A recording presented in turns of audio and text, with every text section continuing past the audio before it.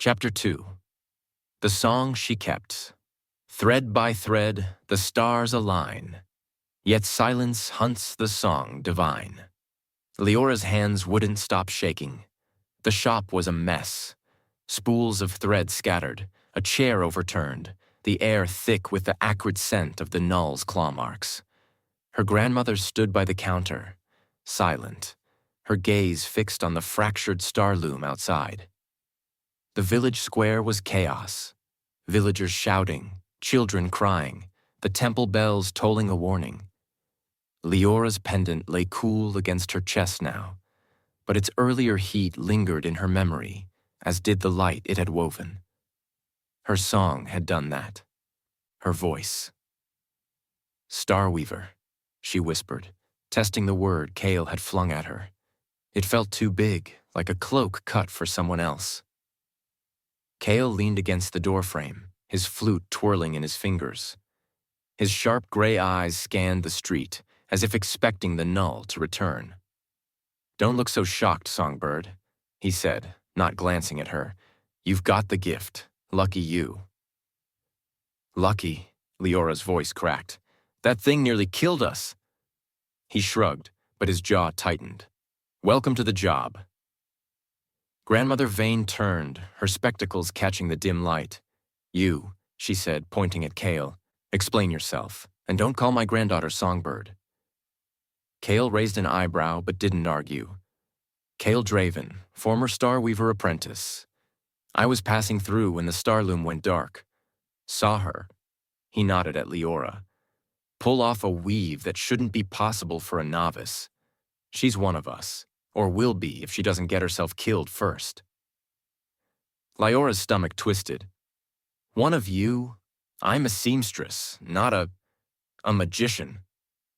"Starweavers aren't magicians," Kale said, his tone clipped. "We hear the arias, the stars' songs, and weave them into reality. Shields, blasts, healing, whatever the song allows. You did it instinctively. That pendant's proof." He pointed at the lyre at her neck. "Where'd you get it?" "It was my mother's," Liora said softly, her fingers brushing the metal. "She left it for me." Kale's expression flickered. Curiosity maybe, or something darker. Before he could speak, a familiar voice cut through the square's chaos. "Liora." Mira Solis burst into the shop, her lute slung across her back, auburn braids askew. Her freckled face was flushed, her hazel eyes wide with panic. "You're okay. I was at the temple when the star loom, oh stars, it broke, and that thing—" She stopped, noticing Kale. "Who's he?" Trouble," Grandmother Veyne muttered. "Kale," he said, offering a mock bow. "And you're loud." Mira huffed, planting her hands on her hips. "Mira Solis, future bard of legend. And you're rude." Liora managed a small smile despite her racing heart. Mira's presence was a tether, pulling her back from the edge of panic. "Mira, what happened out there?" "It was awful," Mira said, her voice dropping. "The aria just stopped. The star loom cracked, and that monster appeared. The temple guards drove it off, but the sky's still wrong. Half the verdant chorus is gone." She pointed out the window where the constellation's familiar arc was dim, its stars faint as dying embers. Liora's chest tightened. The verdant chorus was Lumivali's lifeblood, its song coaxing crops from the soil. Without it, the village would starve. "How do we fix it?" she asked, looking at Kale. He hesitated, his flute stilling. "You don't. Not here. The star looms are tied to the stars, and the stars are going silent. There's only one place that might hold answers. The Celestine Spire." Mira gasped. "The spire? That's a myth. A giant star loom in the sky, guarded by ancient weavers. It's just a story." "It's real," Kale said flatly. "And it's our only shot. Something silencing the stars.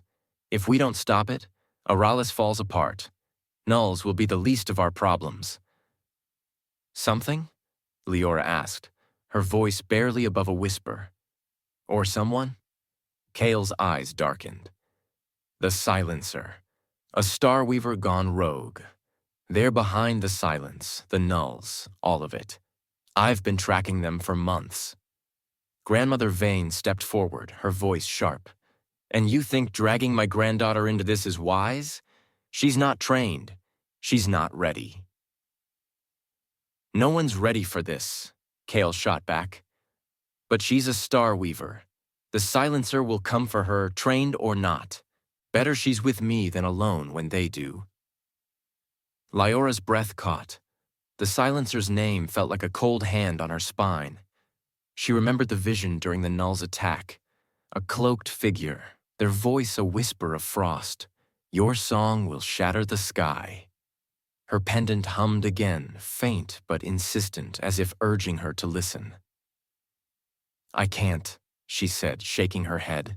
I'm not strong enough. My voice isn't strong enough. Kale interrupted, stepping closer. You stopped a Null with a half-baked song and no training. Most Starweavers can't do that. You've got power, Liora. Question is, are you going to use it or hide behind your needle forever? His words stung, but they sparked something too. A flicker of defiance. She thought of the villagers, their fear, the dimming sky, of Mira, who believed in her even when she didn't believe in herself, of her mother, whose pendant had chosen her for something. I'm coming too, Mira declared, her lute thumping against her back. You'll need a bard to record this. Plus, I know the star's lore better than either of you. Kale groaned. No civilians. This isn't a ballad. Try stopping me, Mira said, grinning. Grandmother Veyne's face softened, but her eyes were heavy. Liora, this is your choice, but know this. Your mother walked a path like this, and it cost her everything. Leora's throat tightened. Her mother's absence was a wound she rarely touched, but the pendant's warmth felt like a promise. I have to try, she said, her voice steadier than she felt. For Lumival, for the stars. Kale nodded, a ghost of approval in his eyes. We leave at dawn. Pack light. As he slipped out, Mira squeezed Leora's hand. We are going to be legends, she whispered, her grin infectious.